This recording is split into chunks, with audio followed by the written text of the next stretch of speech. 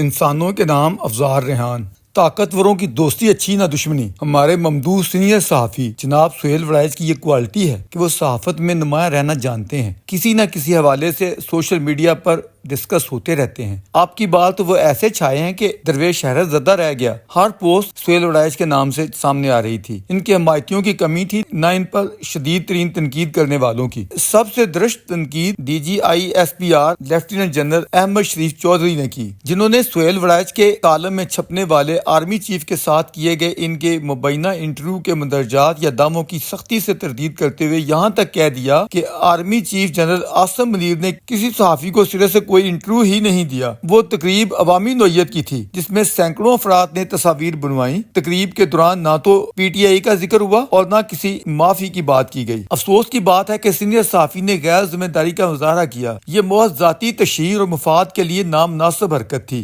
سننے والے دم خود رہ گئے کہ کیا واقعی ایسے ہو سکتا ہے کہ اتنا بڑا نامور سینئر صحافی آرمی چیف جیسی طاقتور ترین شخصیت کا من گھڑت جعلی یا جھوٹا انٹرویو چھاپ دے، یہ کہہ دے کہ میری ان کے ساتھ 2 گھنٹے طویل ملاقات ہوئی ہے، جس کے متعلق وہ سب سے بڑے اخبار میں شائع ہونے والے اپنے کالم میں یہ لکھے کہ یہ ایک عاجز صحافی اور فیلڈ مارشل کی ملاقات تھی جس میں میرے کھردرے سوالات تھے اور ان کے واضح اور شفاف جوابات۔ بات سیاست سے شروع ہوئی، بالخصوص ان افواہوں پر کہ صدر پاکستان اور وزیر اعظم کو تبدیل کرنے پر کام ہو رہا ہے۔ جنرل عاصم منیر نے برسلز کے جلسے میں اور میرے ساتھ 2 گھنٹے کی طویل نشست میں واضح طور پر کہا کہ تبدیلی کے بارے میں افواہیں سراسر جھوٹ ہیں۔ جب ان سے پوچھا گیا کہ یہ سب خبریں تو سول اور عسکری ایجنسیوں کی طرف سے آئی ہیں، تو انہوں نے کہا ایسا ممکن نہیں۔ دراصل ان کے پیچھے حکومت اور مقتدرہ دونوں کے مخالف اور سیاسی انارکی پیدا کرنے والے عناصر ہیں۔ اپنے عزائم پر انہوں نے اسٹیج پر کھڑے ہو کر کہا کہ خدا نے مجھے ملک کا محافظ بنایا ہے، مجھے اس کے علاوہ کسی عہدے کی خواہش نہیں، میں ایک سپاہی ہوں اور میری سب سے بڑی خواہش شہادت ہے۔ سیاسی حوالے سے کیے گئے سوال پر انہوں نے کہا کہ سیاسی مصالحت سچے دل سے معافی مانگنے سے ممکن ہے۔ اس حوالے سے انہوں نے اسٹیج پر قرآن پاک کی آدم کی تخلیق اور شیطان کے کردار کے حوالے سے آیات کا متن اور ترجمہ سنایا، جس سے واضح ہوتا تھا کہ شروع میں فرشتوں کو آدم سے مسئلہ تھا، مگر خدا نے آدم کو تخلیق کیا تو سوائے ابلیس کے سب فرشتوں نے انسان کو خدا کا حکم اور کرشمہ سمجھ کر قبول کر لیا۔ گویا معافی مانگنے والے فرشتے رہے اور معافی نہ مانگنے والا شیطان بن گیا۔ سینئر صحافی نے اس کے بعد اپنے کالم میں جنرل عاصم منیر کے حوالے سے خاصی تفصیلات دی ہیں، جیسے کہ معاشی بحران کے حوالے سے اور پھر بین الاقوامی حوالے سے، چائنا اور امریکہ سے تعلقات میں توازن کے حوالے سے، پھر بھارت اور ہندوتوا رہنما مودی کے عزائم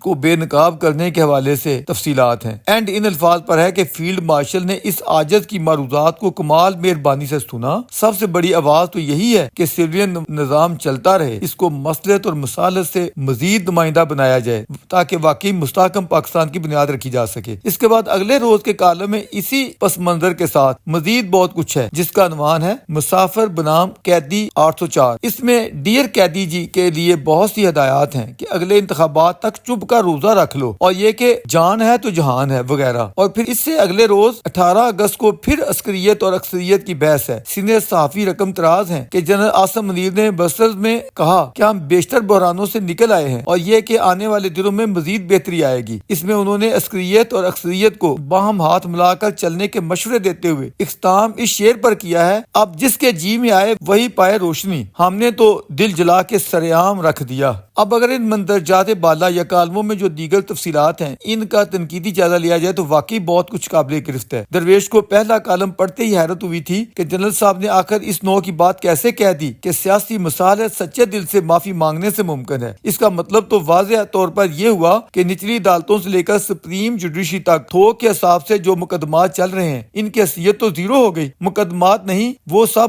طاقتور شخصیت کی طرف سے اپنے سیاسی مخالف کا گھیراؤ ہے۔ یہ تو ایک طرح سے ڈرامہ بازی ہوئی۔ شاید اسی وجہ سے بہت سے لوگوں نے یہ کہنا شروع کر دیا کہ سینئر صحافی نے انٹرویو تو بالکل صحیح کیا ہے، ان کے اس دعوے میں وزن ہے کہ جنرل صاحب سے ان کی ملاقات 2 گھنٹوں پر محیط رہی، لیکن جب اس طویل ملاقات کا حوال چھپا تو اس پر تنقیدی سوالات آنے ہی تھے۔ طاقتور چونکہ ان سوالات کا سامنا نہیں کر سکے، اس لیے کچھ دن گزارنے کے بعد تردید کرتے ہوئے سینئر صحافی کی تذلیل کر دی۔ سینئر صحافی نے اپنے کالم میں یہ امر بھی پوشیدہ نہیں رکھا کہ جنرل عاصم منیر سے ملاقات ان کی درینہ خواہش تھی، جس کے لیے وہ عرصے سے تگ و دو کرتے چلے آ رہے تھے۔ اس سلسلے میں انہوں نے وزیر داخلہ محسن نقوی سے مختلف مواقع پر ہونے والے تلخ مکالموں کا بھی ذکر کیا ہے۔ جنہوں نے انہیں بتایا کہ آپ کا خط اور پیغام میں نے جنرل صاحب کو پہنچا دیا، اور انہوں نے مسکرا کر اسے ISI کے سربراہ جنرل عاصم ملک کے حوالے کر دیا۔ مجھے محسن نقوی کی بات کا یقین نہ آیا اور میں سمجھا کہ یہ بات صرف مجھے ٹالنے کے لیے ہے، مگر دوسرے دن ملائیشیا کے وزیر اعظم کو اعزاز دینے کی تقریب صدارتی محل میں ہوئی تو وہیں پہلی دفعہ جنرل عاصم منیر سے ملاقات ہوئی۔ انہوں نے نہ صرف گزشتہ روز کے پیغام کی تصدیق کی بلکہ وقتاً فوقتاً میری درخواستوں کا بھی مسکرا کر اقرار کیا اور کہا کہ وہ ضرور جلد ملیں گے۔ بالآخر وہ پہلی ملاقات بیلجیم کے شہر برسلز میں ہوئی۔ ہر دو شخصیات کے یہ واضح بیانات سب کے سامنے ہیں، اور ان میں جو کھلا تضاد ہے، ہمارے پاس کوئی گیدڑ سنگی نہیں ہے جس سے اسے چھپایا جا سکے، نہ ہی ہم کسی کو جھوٹا کہہ سکتے ہیں۔ دونوں ہی ہمارے لیے قابل صد احترام ہیں۔ اب موقع کے گواہ کیا بول رہے ہیں، ممکن ہے ان میں بھی تضاد و اختلاف ہو۔ اس سارے سانحے سے سبق یہ سیکھا ہے کہ بڑے لوگوں کی ملاقات سے بچ کر ہی رہنا چاہیے۔ ان کی دشمنی اچھی نہ دوستی۔ اپنی تو کبھی یہ تمنا ہی نہیں ہوئی کہ فلاں طاقتور سے کسی بھی طرح ملا جائے یا اس کی مدح سرائی کی جائے۔ انسانوں سے محبت مجبور کرتی ہے کہ دکھی انسان چاہے وہ کسی بھی ملک، قوم یا مذہب سے ہوں، ان کی دبی آوازوں کو اپنی آواز بنایا جائے۔ ہمارے آئیڈیل بزرگ عبدالستار ایدھی کہا کرتے تھے کہ میں نے جنت میں موج مستی والوں کے پاس جا کر کیا کرنا ہے، میں تو دوزخ میں جانا چاہتا ہوں تاکہ وہاں دکھی لوگوں کی مدد کر سکوں۔